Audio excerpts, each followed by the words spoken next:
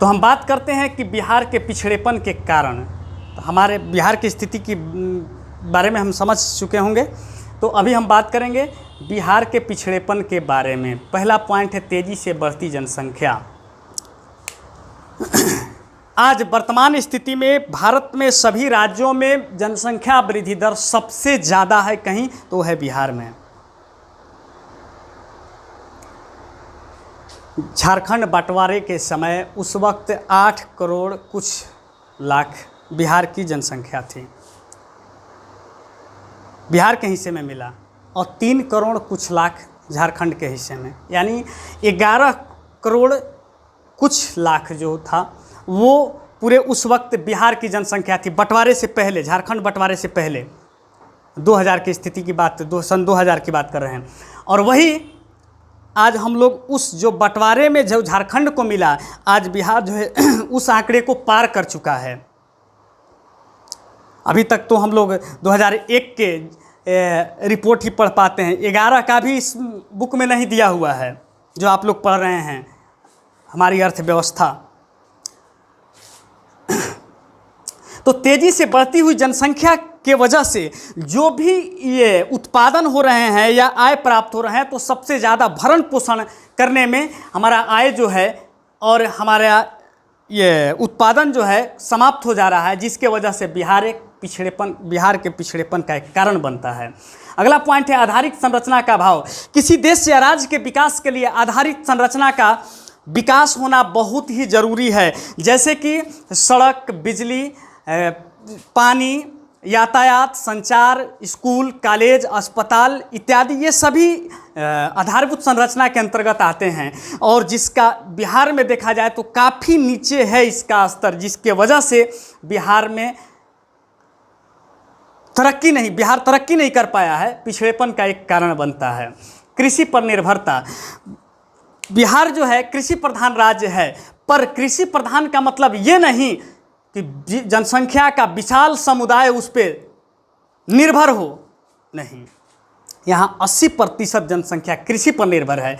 और हम चूँकि जानते हैं कि बिहार की कृषि एक पिछड़ी हुई अर्थव्यवस्था है, जिसके वजह से बिहार काफ़ी पीछे है। बाढ़ तथा सूखा से क्षति। अगला पॉइंट है बिहार गंगा नदी के ठीक दक्षिण और उत्तरी बिहार और दक्षिणी बिहार, यहाँ दोनों स्थिति पैदा होता है। एक तरफ उत्तरी बिहार बरसात के समय में बाढ़ से तबाह होता है, तो वही गर्मी के समय में दक्षिण बिहार जो है वो सूखा से परेशान होता है। यानी एक तरफ पानी मरता है, दूसरे तरफ पानी भी न मरता है, मरता जरूर दोनों तरफ का है। आपको याद होगा, पढ़े होंगे आप कि 2008-9 में जब नेपाल से जो आती है कोसी नदी, जिसको बिहार का शोक कहा जाता है, उस नदी से बाढ़ आने के वजह से बिहार में अरबों खरबों की संपत्ति, फसल, सड़क तबाह हो गए, बर्बाद हो गए, अनेक जनमाल की क्षति हुई। और ऐसा एक बार नहीं बल्कि हर एक साल इस तरह की क्षति होता है। वही दक्षिणी बिहार की बात करें हम तो सूखा, यहाँ सूखे की स्थिति बहुत ज़्यादा उत्पन्न होती है, क्योंकि यहाँ की फसल जो है वो मानसून पर निर्भर करता है। अगर मानसून बेहतर समय पर हुआ तो फसल अच्छी होगा, और अगर लेट हुआ या सामान्य से बारिश कम हुआ तो फसल नहीं, क्योंकि इधर जो है बहुत कम, क्योंकि नदी का जो जल है कम मात्रा में मिल पाता है, क्योंकि ये पठारी नदी है। जैसे सोन नदी है, दक्षिण बिहार में एक सोन नदी है, और सोन नदी आगे बताया जाएगा अगले चैप्टरों में, ज्योग्राफी में बताएंगे उस पर विस्तार से। तो ये सोन नदी का जल स्तर ही जब नहीं रहेगा तो नहरों में पानी कहाँ से देगा, जिसके वजह से खेती करना मुश्किल हो जाएगा, यानी कि बिहार जो है पिछड़े होने का एक कारण बनेगा। औद्योगिक पिछड़ापन। बिहार औद्योगिक दृष्टि से काफ़ी पीछे है, क्योंकि आज के समय में किसी देश या राज्य के तरक्की के लिए, विकास के लिए औद्योगिकरण होना बहुत ही ज़रूरी है। पर बिहार में पहले से जो भी चल रहा था आज के समय में वो भी बंद है। नया कुछ खुला ही नहीं। सरकारी खूब डींगे हाँकती है, ये सुई से लेकर के जहाज तक की फैक्ट्री यहाँ स्थापित करेंगे, लेकिन कुछ नहीं, सिर्फ कागजों पर ही। डालमिया नगर जो एशिया महादेश का सबसे बड़ा ब्रांड ये उद्योग गिना जाता था, 1984 से बंद पड़ा हुआ है। और जो सरकार जो बुक चला रही है उस किताब में आज भी फैक्ट्री को जिंदा रखा गया है। ऐसे बिहार में हम लोग रहते हैं।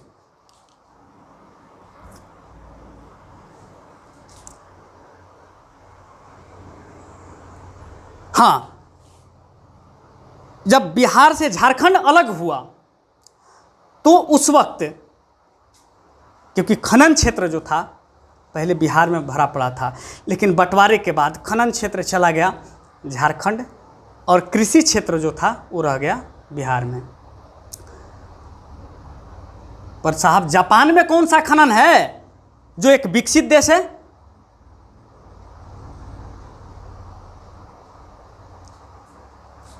तो ये सरकार के लिए एक बहाना है, वो कुछ करना नहीं चाह रही है। अगर चाहती तो बहुत कुछ हो सकता था। तो औद्योगिक काफ़ी पीछे है हमारे राज्य में, क्योंकि जब तक इसका विकास नहीं होगा ना लोगों को रोजगार मिलेगा, क्योंकि रोजगार का सृजन ही है औद्योगिकरण। औद्योगिकरण करेंगे तो रोजगार का सृजन होगा, गरीबी दूर होगी। अभी अगला पॉइंट है, गरीबी क्यों है? अगला पॉइंट है, गरीबी क्यों है? क्यों गरीब हैं हम? क्योंकि बेरोजगार हैं। बेरोजगार भी कई एक प्रकार के हैं। बीटेक की डिग्री लेकर के सड़क पे घूम रहे हैं। शिक्षित बेरोजगारी बहुत भरा है बिहार में। आज ये कोरोना काल में आप देख चुके होंगे कि जब लॉकडाउन हुआ तो बिहार से जो दूसरे राज्य में काम करने वाले, ऐसे तो यहाँ के सरकार को भी आंकड़ा पता नहीं था कि बिहार से कितने लोग मजदूर जो हैं वो दूसरे राज्य में जाते हैं काम करने। जब लॉकडाउन हुआ, जब पैदल आने लगे सड़कों पर,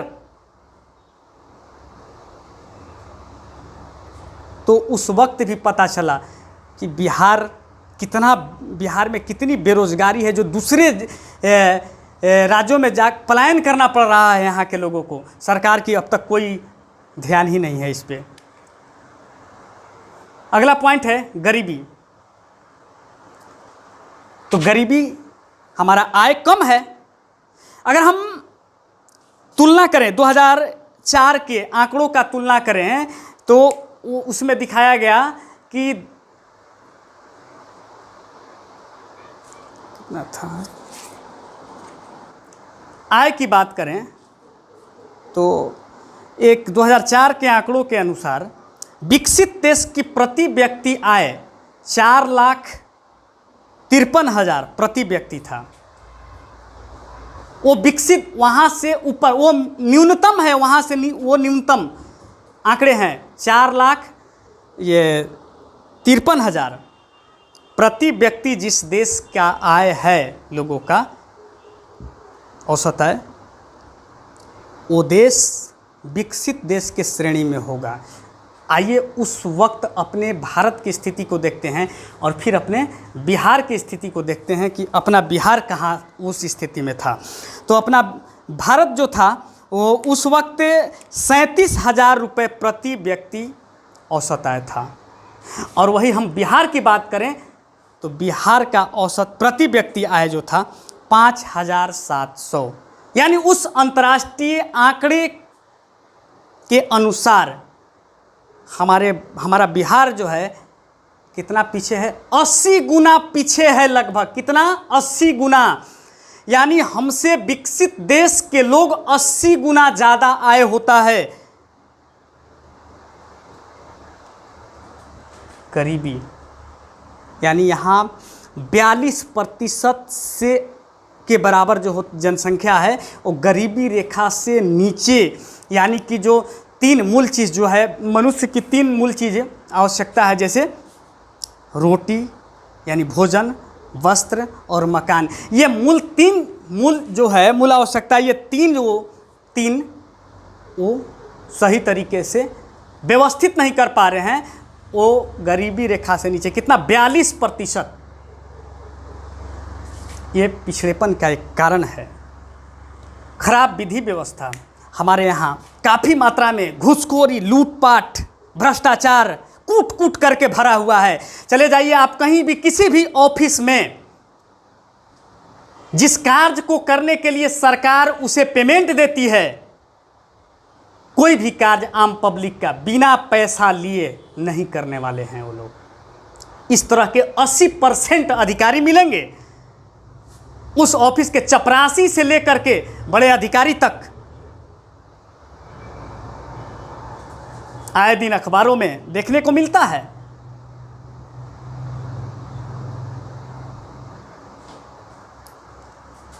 वैसे लोगों को कड़ी से कड़ी सज़ा दिया जाता ना पकड़े जाने के बाद, तो शायद कुछ कम होता। नहीं, सस्पेंड कर, ये क्या सस्पेंड कर दिया गया? अरे हाफ पेमेंट तो उसे मिलता ही है, क्या सस्पेंड कर दिया गया? ये कौन सी सजा हो गई?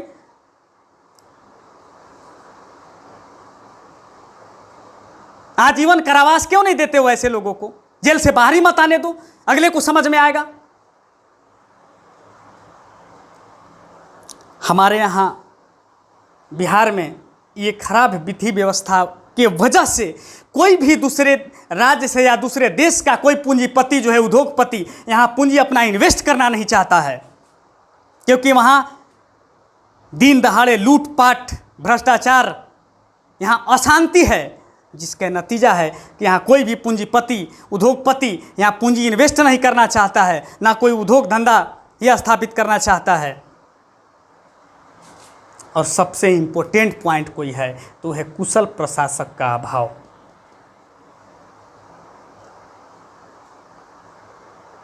अगला पॉइंट है कुशल प्रशासक का अभाव। अभी तक बिहार में इस सारे कारणों के पीछे जिम्मेवार कौन है? तो ये है, ईमानदार प्रशासक अभी तक नहीं कभी बना।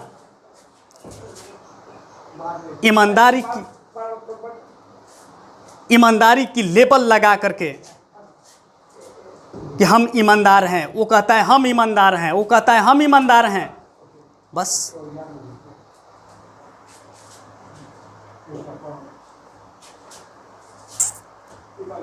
तो जब आप ईमानदारी से काम कर रहे हैं, देश को इतना, राज्य को इतना तरक्की कर ही रहे हैं, तो फिर बिहार अपना पीछे क्यों है?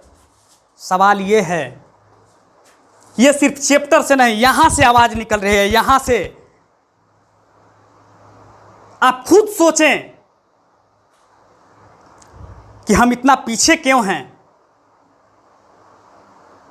जो विकसित देश का, अभी आंकड़े अभी बताया ना हमने कि विकसित देश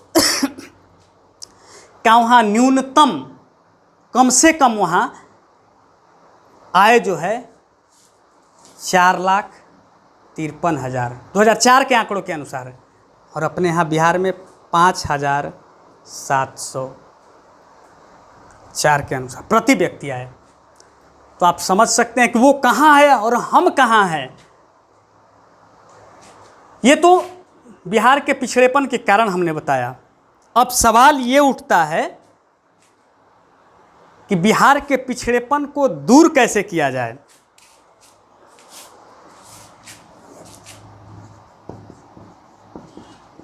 बिहार के पिछड़ेपन को दूर करने का उपाय तो कुछ नहीं, एक दो पॉइंट अलग से जोड़ने हैं, बाकी यही जो समस्या है इसका समाधान कर देंगे, बिहार तरक्की कर जाएगा। जैसे उदाहरण के तौर पे तेजी से बढ़ती हुई जनसंख्या, हम जनसंख्या को नियंत्रित करेंगे, ठीक है। तो अब सवाल यह है कि जनसंख्या को नियंत्रित हम कैसे करेंगे। तो परिवार नियोजन सरकार ने तो चला रखा है कार्यक्रम, परिवार नियोजन, हम दो हमारे दो, मुन्ना हो या मुनिया हो, दो बच्चों की दुनिया हो। लोगों को जागरूक करना होगा, शिक्षा का स्तर बढ़ाना होगा, उसको सिलेबस में लाना होगा। पैसे से लोगों को तो लाएगी नहीं। नाचने गाने वाले को सिलेबस में पढ़ना है, ये इंपॉर्टेंट पॉइंट जहाँ है वहाँ पढ़ना नहीं है। हिंदी के बुक में सेकेंड बुक में क्या दिया है?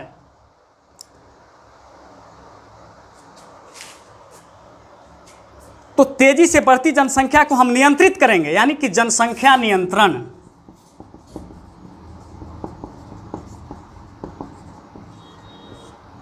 जनसंख्या को हम नियंत्रित करेंगे, बिहार तरक्की करेगा। आधारित संरचना का अभाव, यानी आधारित संरचना का हम विकास करेंगे।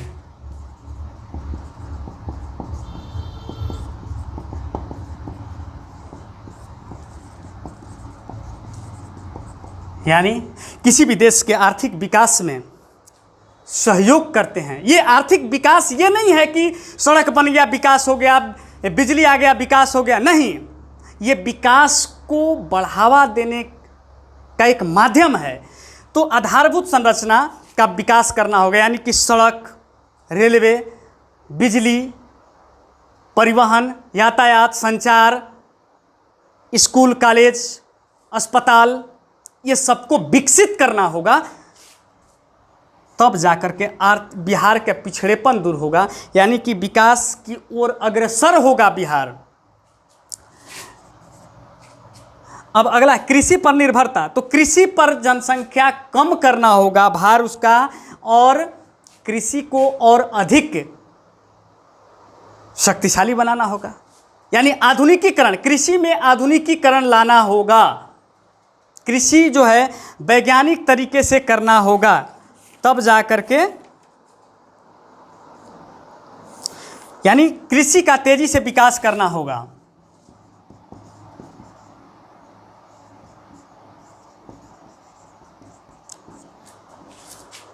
कैसे?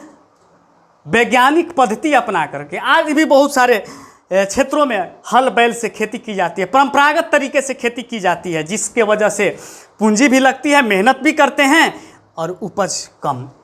सबसे बड़ी समस्या तो किसानों के साथ ये होता है कि उपज तो कर लेते हैं, उनका वास्तविक मूल्य नहीं मिल पाता है। अभी उदाहरण के तौर पे 6 महीने से अधिक हो गए किसान आंदोलन होते हुए, सरकार के कान पे जू तक नहीं रेंगी अभी तक। किसान के हितैषी है ये सरकार। यदि किसानों के पक्ष में ये बिल होता तो किसान क्यों आंदोलन करते?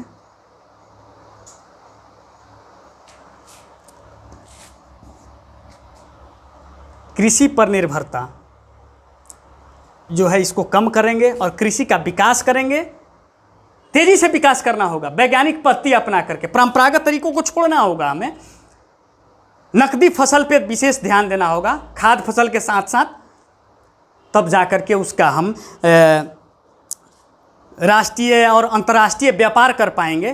तब जाकर के कृषकों की स्थिति में सुधार होगी, कृषि की स्थिति सुधरेगा, तब जाके अपना बिहार का पिछड़ेपन दूर होगा। फिर अगला पॉइंट है ये जो कारण इसका है वही उसको दूर कर लेंगे हम तो बिहार का पिछड़ेपन दूर हो जाएगा। बाढ़ एवं सूखा।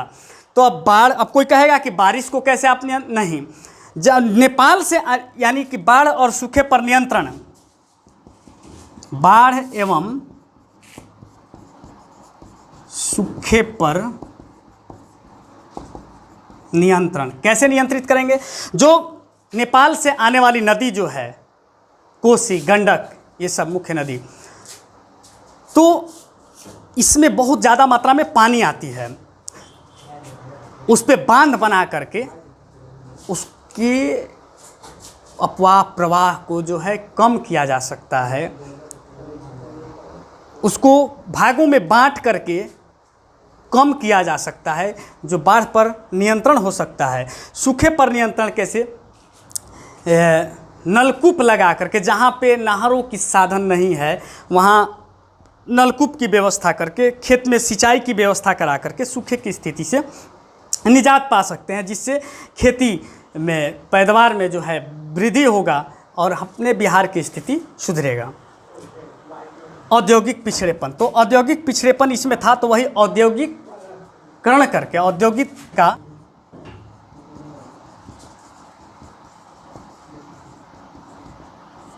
उद्योग का विकास करके हम बिहार के पिछड़ेपन को दूर कर सकते हैं।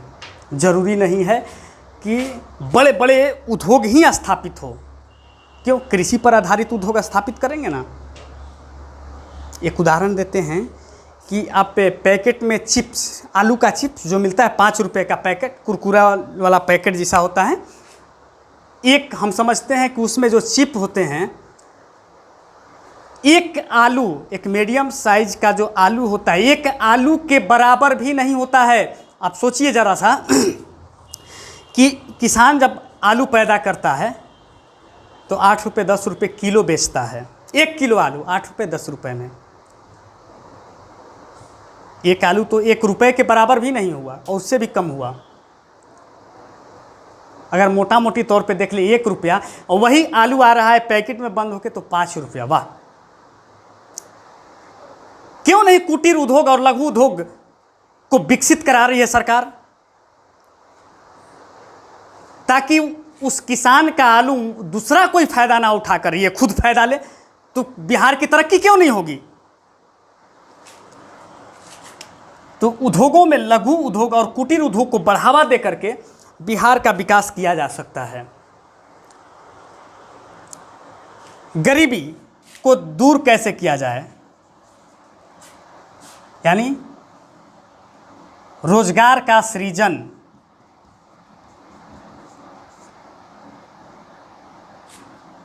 यानी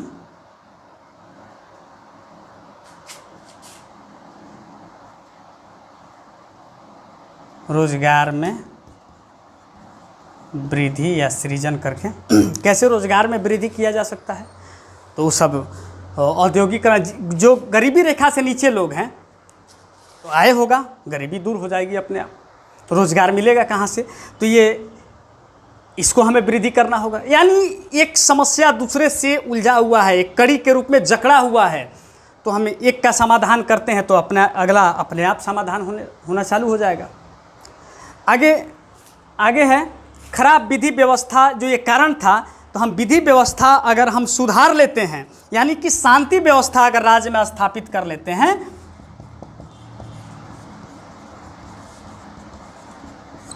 शांति व्यवस्था अगर बनाते हैं राज्य में, तो स्वाभाविक है बिहार तरक्की करेगा। आज बिहार बदनाम है अपना कुछ लोगों के वजह से, कुछ भ्रष्ट लोगों के वजह से बिहार बदनाम है और इतना पीछे है। कुछ लोगों के किए हुए के कारनामों के वजह से सारे लोगों को भुगतना पड़ता है। तो बिहार में शांति व्यवस्था स्थापित कैसे होगा, तो हमें अपने राज्य के प्रति, अपने इस माटी के प्रति, इस धरती के प्रति, अपने देश के प्रति ईमानदारी पूर्वक कार्य को सिर्फ करना होगा। जैसे कैसा कार्य, चाहे आप जिस पद पे हैं, एक मजदूर ही क्यों ना हो, ईमानदारी से मजदूरी करें। अगर कोई अफसर है तो ईमानदारी पूर्वक अपने कुर्सी का, अपने पद का निर्वाह करे। सारे लोग सिर्फ कर्तव्यनिष्ठ बन जाए तो हम समझते हैं कि बिहार तरक्की कर जाएगा।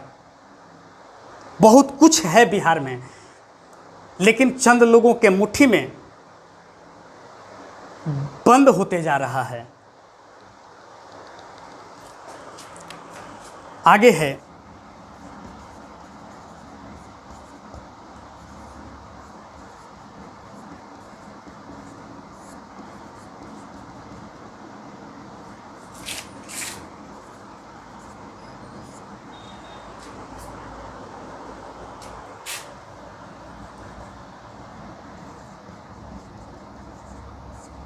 स्वच्छ और ईमानदार प्रशासक, मतलब साफ सुथरा छवि वाला। अभी हमने जिक्र किया, सरकार एकदम साफ सुथरे छवि वाले लोगों को बनाए। यहाँ तो पब्लिक के बीच आते हैं लोग, सब कोई साफ सुथरा बन के ही, अब अंदर में क्या है ये थोड़ी पब्लिक जानती है, जनता थोड़ी जानती है। अब वहाँ जाने के बाद उसके मन में बदलाव आ जाते हैं। तो फिर भी हम अगर पढ़े लिखे ईमानदार व्यक्ति को हम चुनें तो स्वाभाविक है कि ईमानदार प्रशासक होगा, और ईमानदार यदि प्रशासक होगा तो देश के राज्य को तरक्की के मार्ग को आगे करेगा, बढ़ाएगा। पिछड़ेपन हमारे यहाँ का दूर से पीछे है बिहार। अगर केंद्र हमें मदद करे, विशेष पैकेज दे, विशेष राज्य का दर्जा दे, तो बिहार तरक्की हो सकता है।